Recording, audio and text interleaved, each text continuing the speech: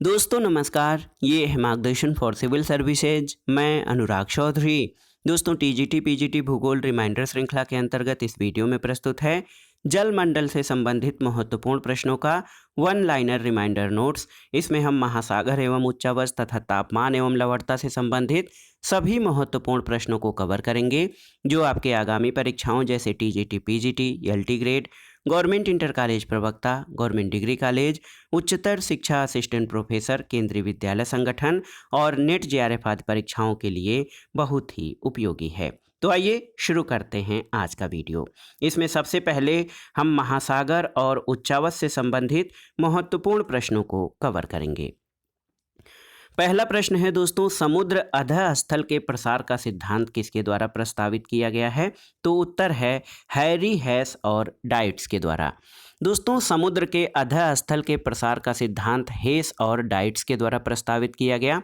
सबसे पहले Princeton university के प्रोफेसर हैरी हेस ने 1960 में इस सिद्धांत का प्रतिपादन किया था। अगला प्रश्न है, पृथ्वी पर खारे जल और मृदु जल का अनुपात कितना है? तो ये 9.7 और 0.3 के अनुपात में है। दोस्तों पृथ्वी पर खारे और मृदु जल का अनुपात लगभग 9.7 संबंधी 0.3 का है और विश्व में कुल जल का 97% खारा जल के रूप में सागरों में है। अलवण यानी मृदु या मीठा जल के कुल 3% में से 2.4% हिमनद और ध्रुवीय बर्फ के रूप में है। अगला प्रश्न है दोस्तों, ओवेन दरार किस में पाई जाती है? आपको बताना है। तो उत्तर है अरब सागर में। दोस्तों ओवेन दरार अरब सागर में पाई जाती है। ये दरार अरब और अफ्रीकी प्लेट को भारतीय प्लेट से अलग करती है। ओवेन दरार का नामकरण HMS ओवेन के नाम पर 1963 में किया गया था और HMS ओवेन नामक युद्धपोत ने सबसे पहले इसका पता लगाया था। अगला प्रश्न है, हिंद महासागर की औसत गहराई कितनी है? तो लगभग 4000 मीटर औसत गहराई है हिंद महासागर की।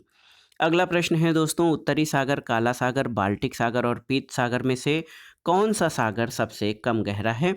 तो उत्तर है पीत सागर। दोस्तों LOC सबसे कम गहरा है और ये चीन, उत्तर कोरिया, दक्षिण कोरिया और पूर्वी चीन सागर से घिरा हुआ है। अगला प्रश्न है दोस्तों, टेलीग्राफ पठार कहाँ पर स्थित है? तो आप जानते हैं उत्तरी अंध या अटलांटिक महासागर में टेलीग्राफ पठार स्थित है और मध्य अटलांटिक कटक ग्रीनलैंड के दक्षिण में चौड़ा हो जाता है जिसे टेलीग्राफ पठार कहा जाता है। अगला प्रश्न है, मध्य अटलांटिक श्रेणी की लंबाई कितनी है? तो लगभग 15,000 किलोमीटर है मध्य अटलांटिक श्रेणी की लंबाई। अटलांटिक महासागर की औसत गहराई कितनी है? तो औसत रूप से 3,900 मीटर यानी 3900 मीटर औसत गहराई है अटलांटिक महासागर की।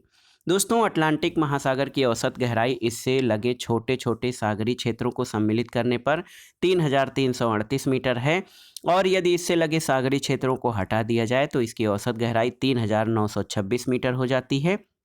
और CIA फैक्ट बुक के आंकड़ों के अनुसार अटलांटिक महासागर की औसत गहराई 3,646 मीटर है। अगला प्रश्न है, कौन सा महासागर प्रतिवर्ष छोटा होता जा रहा है? तो ये है प्रशांत महासागर, क्योंकि प्लेट टेक्टोनिक सिद्धांत से ये सिद्ध हो चुका है कि अटलांटिक महासागर का विस्तार हो रहा है जबकि प्रशांत महासागर संकुचित हो रहा है। अगला प्रश्न है दोस्तों, सागरी लहरों का स्वभाव चट्टानों की संरचना, तापमान की अधिकता और पुलिन में से सागरी लहरों के कटाव को प्रभावित नहीं करता है क्या? तो याद रखिएगा दोस्तों, तापमान की अधिकता ये सागरी लहरों के कटाव को प्रभावित नहीं करता है। अगला प्रश्न है दोस्तों, समुद्र का स्थल की ओर बढ़ना किसका उदाहरण है? तो ये धनात्मक संचरण का। दोस्तों समुद्र का स्थल की ओर बढ़ना एक धनात्मक संचरण या पॉजिटिव मूवमेंट है।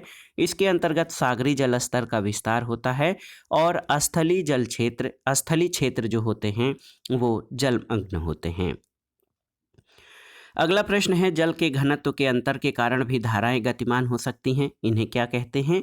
तो इनको थर्मोक्लाइन धाराएं कहते हैं।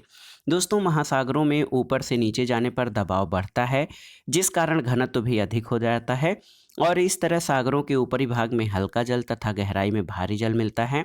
जिस कारण जल में लंबवत गति उत्पन्न हो जाती है और जल के घनत्व में अंतर के कारण इस प्रकार गतिमान होने वाली धाराओं को थर्मोक्लाइन धाराएं कहते हैं।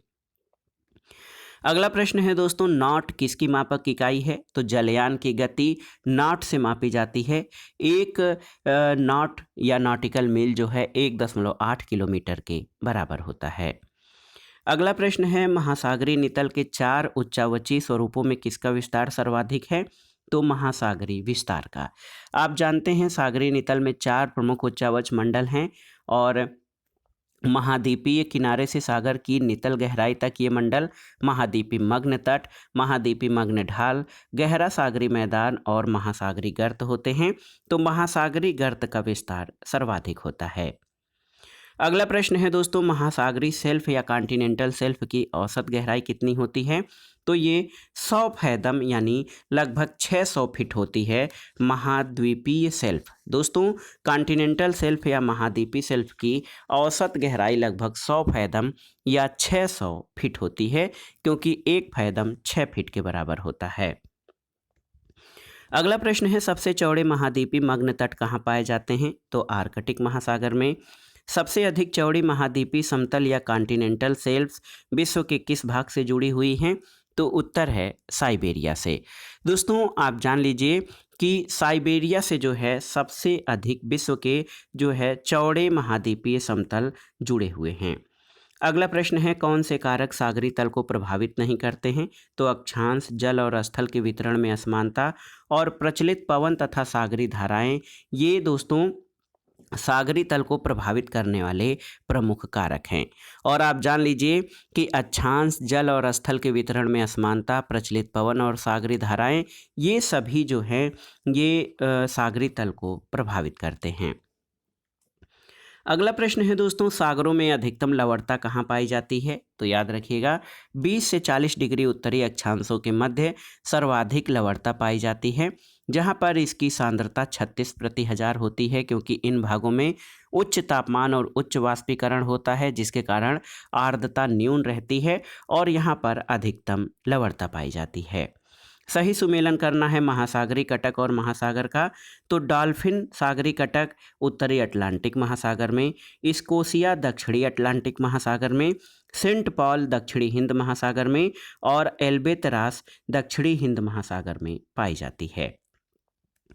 अगला प्रश्न है दोस्तों, 90 ईस्ट कटक कहाँ पर स्थित है? तो 90 ईस्ट कटक जो है ये हिंद महासागर में स्थित है। अगला प्रश्न है, महासागरी कटक डॉल्फिन राइज कहाँ पर स्थित है?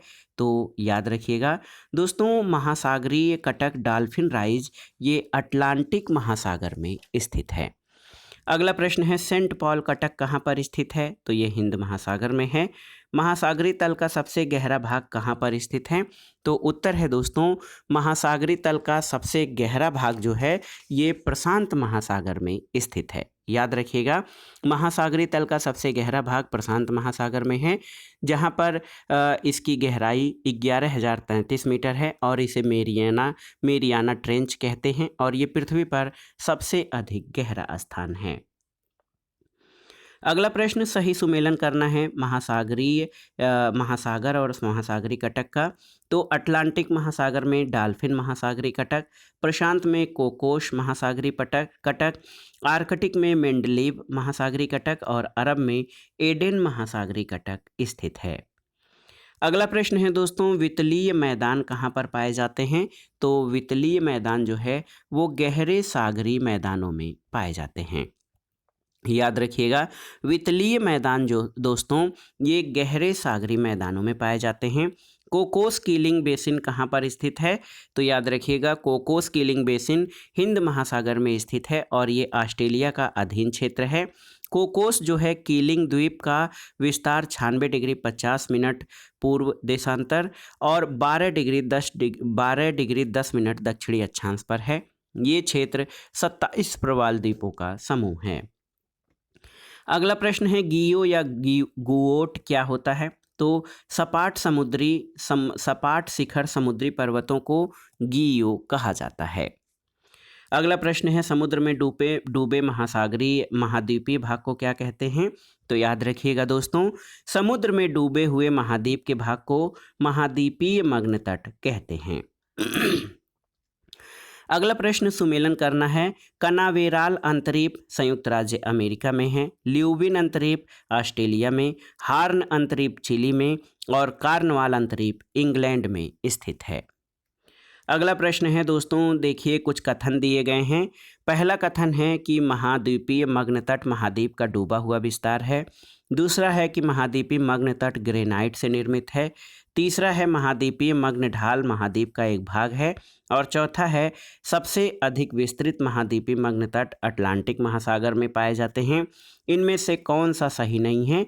तो सबसे अधिक विस्तृत महासागरीय मग्न तट अटलांटिक महासागर में स्थित हैं, ये आपका सही नहीं है।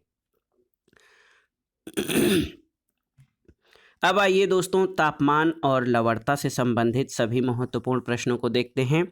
पहला प्रश्न है, समुद्री जल में सोडियम क्लोराइड का प्रतिशत कितना है? तो 77.8%। दोस्तों, सागरी जल एक सक्रिय घोलक होता है, इसमें कई प्रकार के खनिज घुली अवस्था में मिलते हैं। प्रति 1000 ग्राम सागरी जल में सोडियम क्लोराइड की मात्रा 27.213 है और औसत सागरी लवणता 35/1000 है, जिसमें सोडियम क्लोराइड का प्रतिशत 77.8% है। अगला प्रश्न है, भूमंडल के समस्त महासागरों का औसत तापमान कितना है? तो ये लगभग 17 डिग्री सेल्सियस यानी 17.2 डिग्री सेल्सियस है। महासागरों का औसत वार्षिक तापमान कितना होता है? तो फ़ारेनहाइट में जब नापेंगे तो ये 63 डिग्री फ़ारेनहाइट होता है। अगला प्रश्न है दोस्तों, लाल सागर, अरब सागर, बाल्टिक सागर और जापान सागर में सबसे गर्म सागर कौन सा है? तो ये है लाल सागर। लाल सागर उष्ण और उपोष्ण कटिबंधीय क्षेत्र में है और ये स्थलीय भाग से गिरा है। साथ ही लाल सागर के जल का बाहरी सागरी जल से मिश्रण न हो पाने से ये अधिक गर्म रहता है। अगला प्रश्न है दोस्तों, नॉर्वेजियन सागर, अरब सागर, जापान सागर और लाल सागर में से किस सागर में गहराई से अधिक तापमान पाया जाता है? तो ये लाल सागर में। दोस्तों, लाल सागर में गहराई पर अधिक तापमान पाया जाता है। इसकी सतह का औसत तापमान गर्मी में लगभग 26 डिग्री सेल्सियस और उत्तरी क्षेत्र में 30 डिग्री, दक्षिणी क्षेत्र में रहता है। जाड़े में केवल 2 डिग्री सेंटीग्रेड की भिन्नता पाई जाती है। अगला प्रश्न है दोस्तों, महासागरों में सर्वाधिक ऊंचे तापमान रहते हैं? तो ये हिंद महासागर में, क्योंकि आप देखेंगे प्रशांत महासागर की सतह का औसत तापमान 19.1 डिग्री सेल्सियस होता है, जो कि सभी महासागरों से अधिक है। और आप जान लीजिए हिंद महासागर का औसत तापमान 17.03 डिग्री सेल्सियस, अटलांटिक महासागर का औसत तापमान 16.91 डिग्री सेल्सियस रहता है और हिंद महासागर के सीमांत और बंद सागर जैसे लाल सागर का तापक्रम 37.8 डिग्री सेल्सियस तथा फारस की खाड़ी 34.4 डिग्री सेल्सियस पाया जाता है। और यदि महासागरों के औसत तापमान को लिया जाए तो दोस्तों प्रशांत महासागर होगा, लेकिन महासागरों में सर्वाधिक ऊंचे तापमान अगर जो पूछा जा रहा है तो हिंद महासागर होगा। अगला प्रश्न है दोस्तों, महासागरीय जल का द्वितीय स्तर क्या कहलाता है? तो उत्तर है थर्मोक्लाइन। दोस्तों, आप जान लीजिए कि महासागरीय जल का जो द्वितीय स्तर है ये थर्मोक्लाइन कहलाता है और NOAA के अनुसार ये स्तर समुद्री सतह से लगभग 200 मीटर से 1000 मीटर के मध्य होता है। इस स्तर में तापमान ऊपर या नीचे परतों में तेजी से परिवर्तित होता है।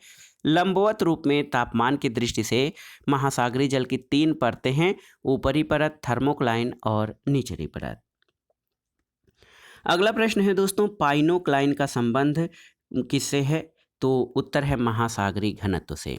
दोस्तों, आप जान लीजिए कि पाइनोक्लाइन का संबंध महासागरीय घनत्व से होता है और आप जान लीजिए कि महासागरीय जल के तापमान के विपरीत निम्न अक्षांशों में महासागरीय जल के घनत्व में 200 से 1000 मीटर की गहराई वाले मंडल में तीव्र वृद्धि होती है, लेकिन उच्च अक्षांशों में घनत्व में कोई परिवर्तन नहीं होता है और 200 से 1000 मीटर की गहराई वाले भाग जिसमें सागरी जल के घनत्व में तीव्र परिवर्तन होता है उसको पाइनोक्लाइन कहते हैं। इससे सागरी जल के घनत्व का बोध होता है। अगला प्रश्न है दोस्तों, सामान्य रूप से महासागरीय सतह के जल का उच्चतम तापक्रम अंकित किया जाता है कब? तो 2 बजे अपराह्न में। तो याद रखिएगा, सामान्य रूप से महासागरीय सतह के जल का उच्चतम तापमान 2 बजे अपराह्न और न्यूनतम तापमान 5 बजे प्रातः अंकित किया जाता है। अगला प्रश्न है दोस्तों, महासागरों में ताप प्रवणता परत या थर्मोक्लाइन लेयर का मुख्य अभिलक्षण क्या है? तो दोस्तों, इस परत में तापमान गहराई बढ़ने के साथ तेजी से गिरता है। अगला प्रश्न है, महासागरों और सागरों में पाई जाने वाली औसत लवणता कितनी होती है? तो सही उत्तर है 35/1000। दोस्तों, समुद्र अथवा महासागर में पाई जाने वाली औसत लवणता 35/1000 है, यानी समुद्र के 1000 ग्राम जल में लगभग 35 ग्राम लवण या नमक पाया जाता है। अगला प्रश्न है, बाल्टिक सागर, कैस्पियन सागर, काला सागर, लाल सागर और पीला सागर में से किस जलराशि की लवणीयता सबसे कम है? तो ये बाल्टिक सागर है। और आप जान लीजिए कि बाल्टिक सागर जो है सामान्य से कम लवणता वाले प्रदेश के अंतर्गत आता है। बाल्टिक सागर में नदियों तथा वर्षा के स्वच्छ जल की आपूर्ति होती है, जिससे बाल्टिक सागर में न्यून लवणता पाई जाती है।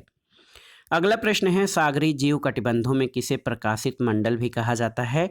तो ईपीपैलेजिक जीव कटिबंध को दोस्तों प्रकाशित मंडल कहा जाता है।